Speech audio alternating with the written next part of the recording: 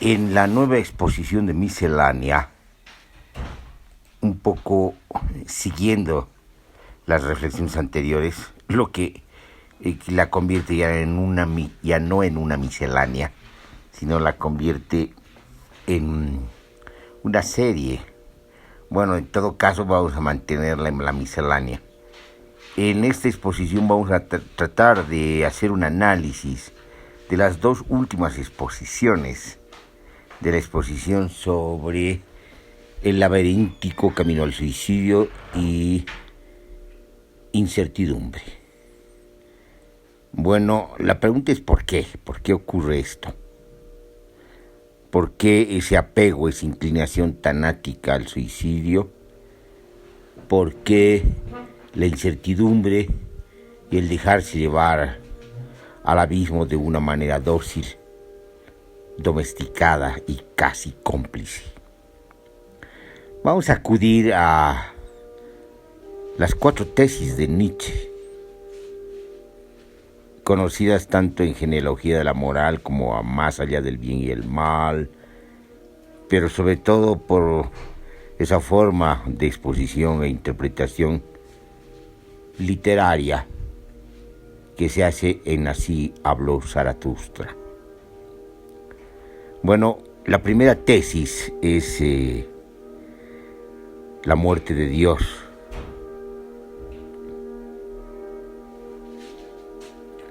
La segunda tesis es la voluntad de poder.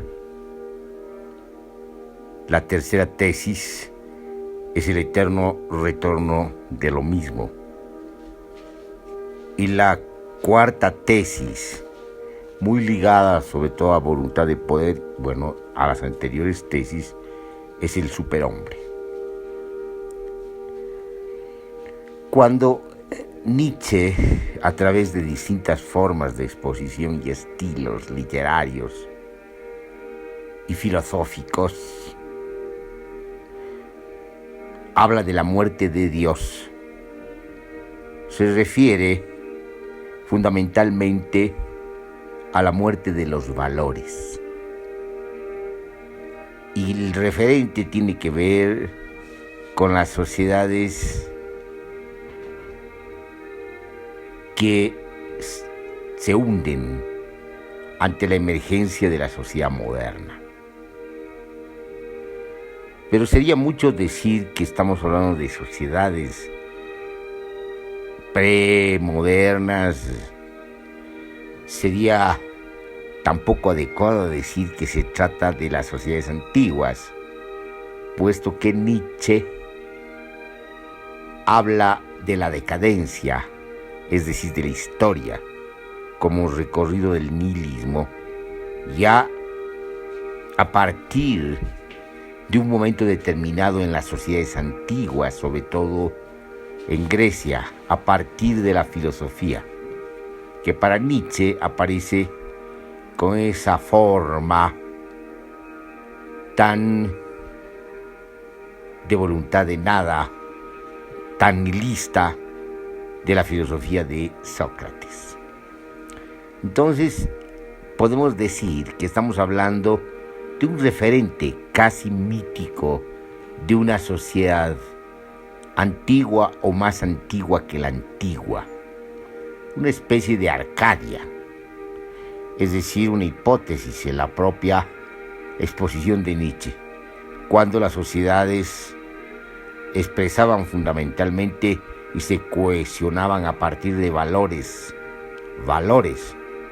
en términos de valorización positiva, plena, valores afirmativos, sociedades exentas de valores negativos.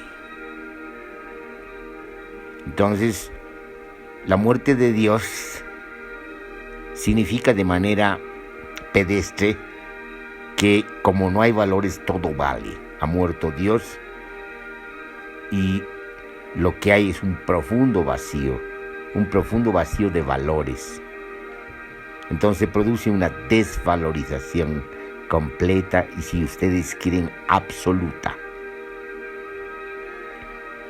en estas condiciones, entonces asistimos al nacimiento o como al nacimiento de la historia, como el recorrido y el devenir del nihilismo.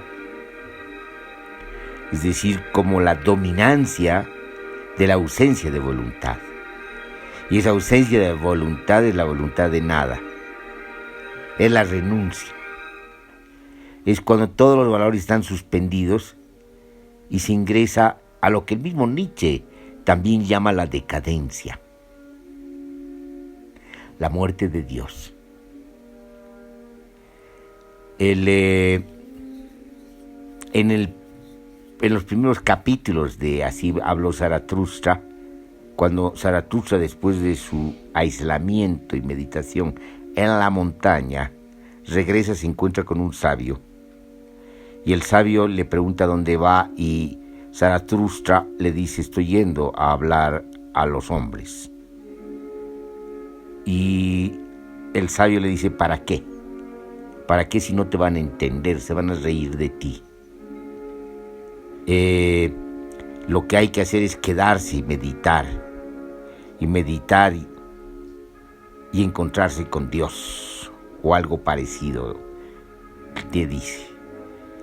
Y cuando baja Zaratustra a la ciudad, Zaratustra se sorprende y dice: este sabio no sabe que ha muerto Dios.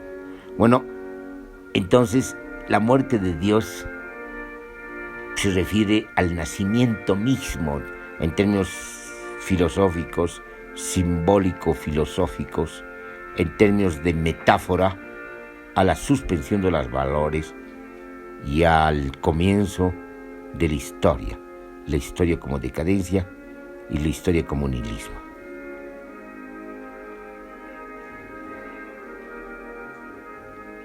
Habíamos dicho que la segunda tesis es la voluntad de poder.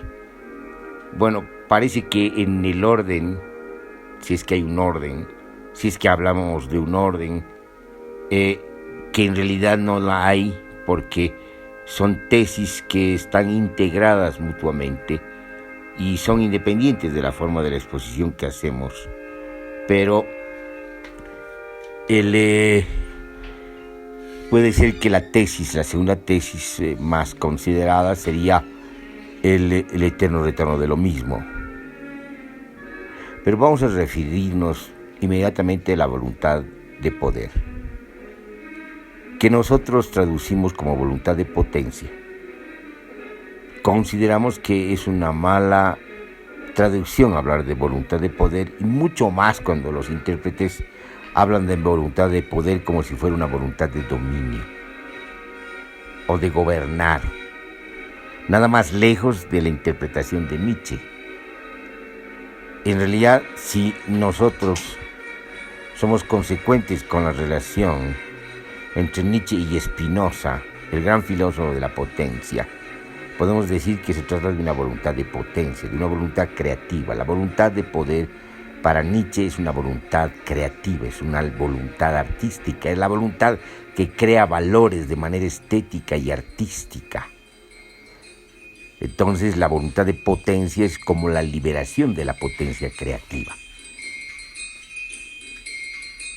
Y la voluntad de potencia es precisamente lo que toda fuerza tiene, lo que toda fuerza contiene y lo que toda fuerza puede.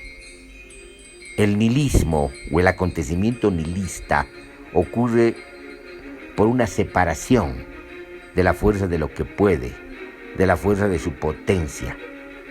Una fuerza vacía sin potencia, y lo que puede es una fuerza sin fuerza, pero es una fuerza que logra, que es capaz de quitar voluntad a la propia fuerza, que tiene voluntad de potencia. Es decir, que no solamente hay una inversión de valores, sino hay una inversión de lo que implica la fuerza. Es decir, una fuerza sin fuerza domina a las fuerzas que tienen potencia. Entonces hay como una inversión también de la voluntad de potencia por una voluntad de nada. es decir, es el dominio de los débiles, como dice Nietzsche. Es la dominancia de los débiles, que también podemos decir es la dominancia de la mediocridad. Y en ese contexto, entonces, estamos hablando de una voluntad de nada. Y una voluntad de nada que va a inscribir en su recorrido histórico la decadencia. Entonces, en este contexto habría que entender, pues, ya hemos hablado de dos tesis de Nietzsche, la muerte de Dios y la voluntad de poder. Habría que entender en este contexto, entonces, repetimos, la explicación, por lo menos filosófica, teórica, hipotética, interpretativa, de por qué ocurre lo que hemos descrito como una especie de marcha a su propio funeral de gran parte de la población, que camina a su propia desaparición sin oponer resistencia, casi como cómplice con aquellos amos que habrían decidido conducirlos a su propia desaparición. Bueno, esta sería la segunda tesis. La tercera tesis de la que hemos hablado es el eterno retorno de lo mismo. Bueno, hay distintos lugares en distintos libros, escritos y ensayos de Nietzsche donde habla del eterno retorno de lo mismo. Lo hace de una manera muy figurativa, muy literaria. Así habló Zaratustra, o lo hace de una manera más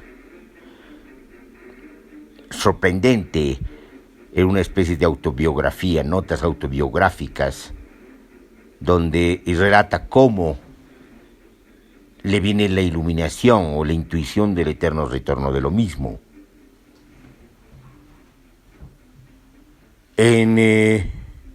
Así habló Zaratustra, se enfrenta a una encrucijada, dos caminos, y no sabe cuál escoger, por qué ruta ir.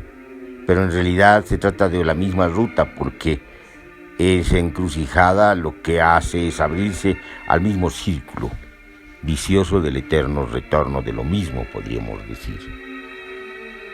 Y en su autobiografía lo que relata es la toma de conciencia sorprendente, casi enloquecedora, de descubrir de que no hay tiempo, de que todo es un eterno retorno a lo mismo. Todo se repite infinitamente, que no hay variación, que no hay diferencia, que el círculo conduce otra vez a lo mismo. Si ustedes quieren, esto podría parecer el sinsentido. Esto puede asociarse también a la voluntad de nada y también puede asociarse a la muerte de Dios. Entonces es como si se retornara lo mismo, digamos, en este vacío de valores y en esta voluntad de nada, en este recorrido nihilista, en esta ausencia de deseos y de querer y de voluntad, se volvería lo mismo. Pero también se puede entender en sentido positivo en la medida que el eterno retorno de lo mismo, en la medida que pueda ser también una especie de realización de la voluntad de potencia, es como volver a lo mismo, es como una voluntad cósmica. Bueno, hay distintos matices, distintas interpretaciones y connotaciones significativas en esa tesis del eterno retorno de lo mismo. Deleuze, un gran intérprete de Nietzsche, en Nietzsche dice otra cosa. Dice, trata del eterno retorno de lo mismo, del eterno retorno a la diferencia. Lo mismo es la diferencia porque la repetición es ya diferencia misma de manera imperceptible. Bueno, es otra interpretación. Pero aquí lo que nos interesa es usar esa tesis en el sentido siguiente. Es el eterno retorno a la decadencia. La última tesis, el superhombre, que también ha sido muy mal interpretada por unos intérpretes que no se merecen llamarse intérpretes y están muy lejos de ser intérpretes de Nietzsche, que se han agarrado de esquematismos demasiado simples y groseros y han considerado que el superhombre tiene que ver con el hombre que domina, ¿no? Es decir, con el hombre que ridiculiza también Nietzsche, que es el hombre del poder, el hombre enamorado del poder, el hombre que cree que gobierna cuando no se gobierna ni a sí mismo. Entonces, el superhombre no tiene nada que ver con esas interpretaciones tan vulgares. El superhombre tiene que ver con el artista. El superhombre tiene que ver con el hombre ligero, el que no tiene culpa ni resentimiento, el hombre de la voluntad de potencia. El superhombre es el artista, el creador de valores. Y si ustedes quieren, el creador, usando desde nuestra interpretación de distintas civilizaciones alterativas y alternativas, de la proliferante creatividad de la vida. Bueno, esa sería la cuarta tesis. Entonces, volviendo a la explicación de por qué ocurre lo que hemos dicho, por qué ocurre el laberíntico camino al suicidio y por qué ocurre la incertidumbre, y en la incertidumbre el caminar cómplice dócilmente a su propia desaparición, ocurre pues, usando estas hipótesis, porque hay una ausencia de voluntad de potencia, porque se ha renunciado a su propia potencia, a su propia voluntad. Se ha sustituido la voluntad por la voluntad de nada. La suspensión de valores se han sustituido por una estrafalaria, estrambótica, vulgaridad trivial de valores intrascendentes y sin inmanencia, valores que no son valores, valores que son los valores de la competencia y del mercado. Entonces, esta renuncia, esta ausencia de valores, este vacío que deja la muerte de Dios y esta voluntad de nada explicarían pues definitivamente de manera muy filosófica esta docilidad. Entonces, ¿qué es lo que hay que hacer? Es recuperar la voluntad cósmica, la ausencia de tiempo, la simultaneidad dinámica en términos de retorno a lo mismo, a la creatividad. Y si ustedes quieren, en eso sí podemos estar de acuerdo con Deleuze, a la diferencia que repite y crea, a la diferencia que conserva lo mejor e inventa lo nuevo.